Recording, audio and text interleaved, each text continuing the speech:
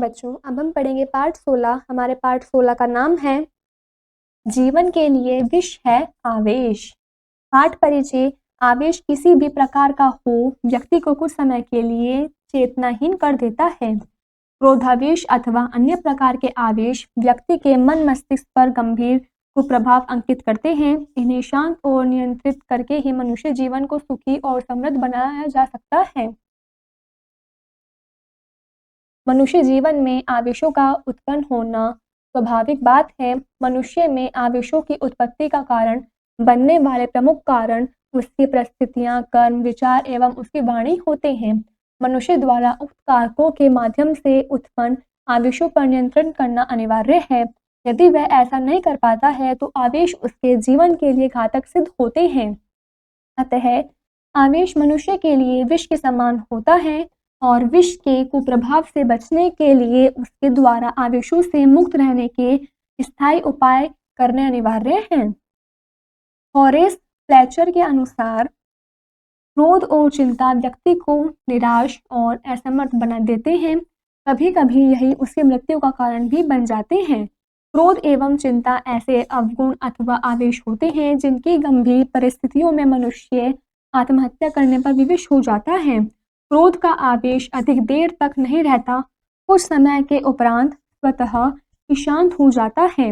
इसलिए जरूरी है कि जब कभी क्रोध रूपी आवेश उत्पन्न हो, व्यक्ति को शांत रहना चाहिए।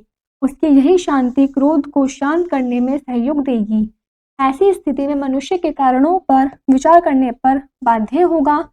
तब न तो वह स्वयं आत्महत्या की ओर प्रवर्तित होगा तथा न ही किसी अन्य व्यक्ति की हत्या करने का प्रयास करेगा।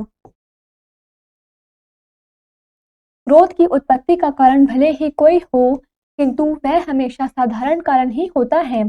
कुछ देर बाद जब क्रोध शांत होता है तो मनुष्य को अपनी भूल का ज्ञान हो जाता है, किंतु ऐसा तभी संभव हो पाता है जब मनुष्य में आत्मनियंत्रण की विलक्षण शक्ति का वास हो।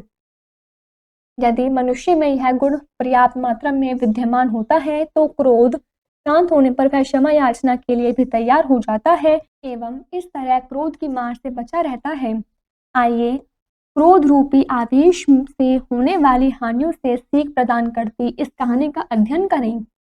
प्राचीन काल में किसी नगर में एक मूर्तिकार रहता था। उसकी बनाई पाषाण मूर्तियों की सुंदरता एवं मनोहरता पर नगर के सभी लोग गर्व करते थे तथा बड़े व्यापारी उससे मूर्तियां खरीदकर देश विदेश में अच्छे दामों में बेचकर खूब लाभ कमाते थे। वे मूर्तिकार को भी उसकी मूर्तियों के लिए अच्छे दाम देते थे। इस तरह मूर्तिकार की आर्थिक दशा बहुत अधिक सुधर गई थी और उसकी गिनती नगर के धनी तथा प्रभावशाली लोगों में होने लगी थी। मूर्तिकार के परिवार में उसके अतिरिक्त उसकी पत्नी और 2 बेटियां शामिल थीं। वह और उसका परिवार सुख संपन्नता से भरा जीवन व्यतीत कर रहा था। उसके परिवार का प्रत्येक सदस्य मूर्तिकार की कमाई के बल पर अपनी हर इच्छा को सरलता से पूरी कर लेता था। उसकी दोनों बेटियां विवाह योग्य आयु की हो गई थी, इसलिए वह उनके लिए सुयोग्य वर की तलाश में रहता था, परंतु काफी दिनों तक तलाश करने के बाद भी उसे उनके लिए उपयुक्त वर न मिल पाए थे। अतः वह इस बात के लिए अक्सर चिंतित रहने लगा था।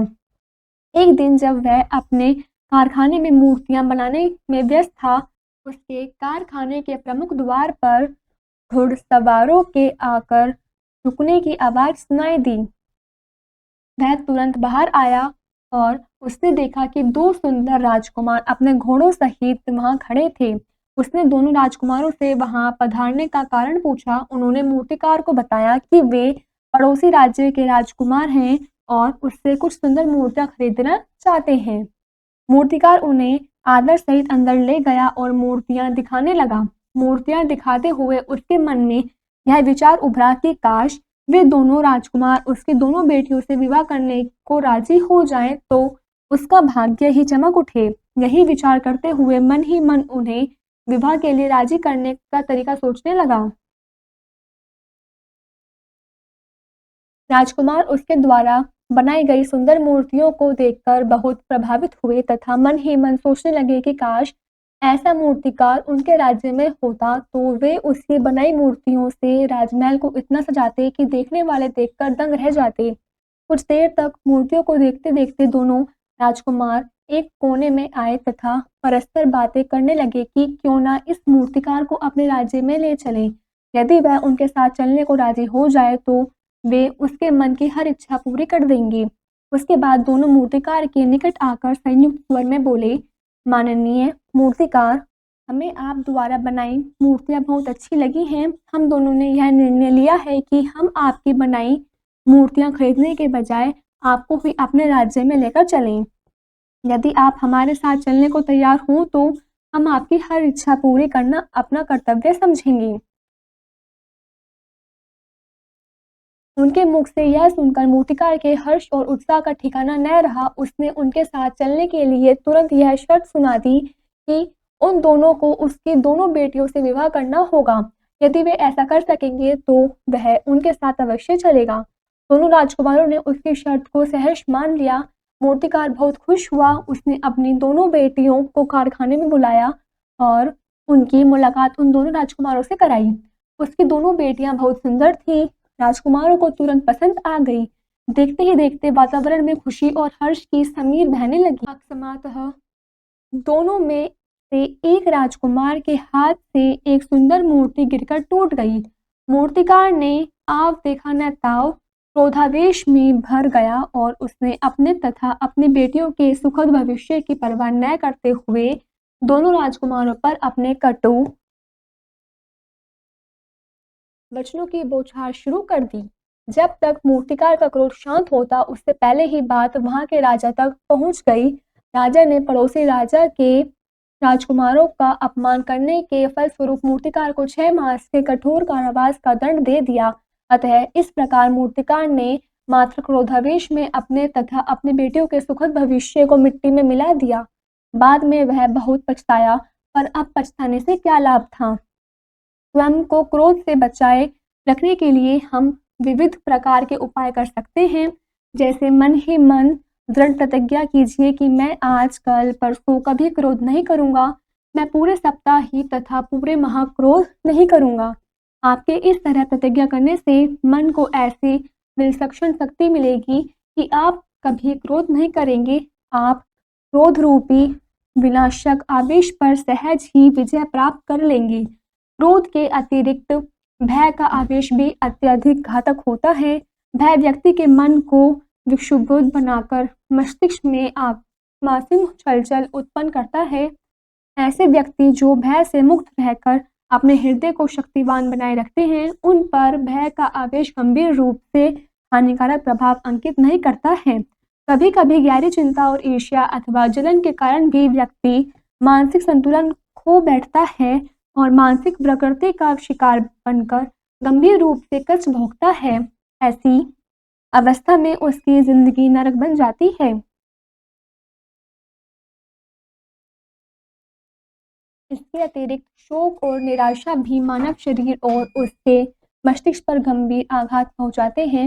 निराशा हमारे श्वास प्रक्रिया पर कुप्रभाव अंकित करती है। फलतः श्वास प्रक्रिया मंद पड़ जाती है। आवश्यकतानुसार रक्त नहीं बन पाता तथा मांसपेशियां दुर्बलता का शिकार बन जाती हैं। इस तरह व्यक्ति अपने बेहतर स्वास्थ्य से हाथ धो बैठता है। इस दिशा में अनुसंधान के आधार पर प्रोफेसर गेट्स ने अपने विचार इस तरह व्यक्त किए हैं। नकारात्मक भावनाओं से ग्रस्त शारीरिक बल निरर्थक नस नाड़ियों एवं पुरानी कोशिकाओं को शरीर से बाहर निकालने का प्रयत्न करता है। अतः वह अपनी सामर्थ्य से अधिक कार्य करने को विवश होता है। प्रसन्नता की स्थिति में भी शरीर से पसीना आने लगता है। फलतः शरीर में विषैले तत्वों की उत्पत्ति होने लगती है जो शारीरिक एवं मानसिक अस्वास्थ्य का कारण बनते हैं। अतः यही कहा जा सकता है कि हमें अपने शरीर में उत्पन्न होने वाले विविध प्रकार के आवेशों पर पूर्णतः नियंत्रण प्राप्त करना सीख लेना चाहिए, क्योंकि इनके स्वामी बनकर ही हम सुखद स्वस्थ एवं खुशहाल जीवन की कल्पना कर सकते हैं। इनका दास बनकर जीवन जीने का प्रयत्न करना तो स्वयं मौत की तरफ कदम बढ़ाना है।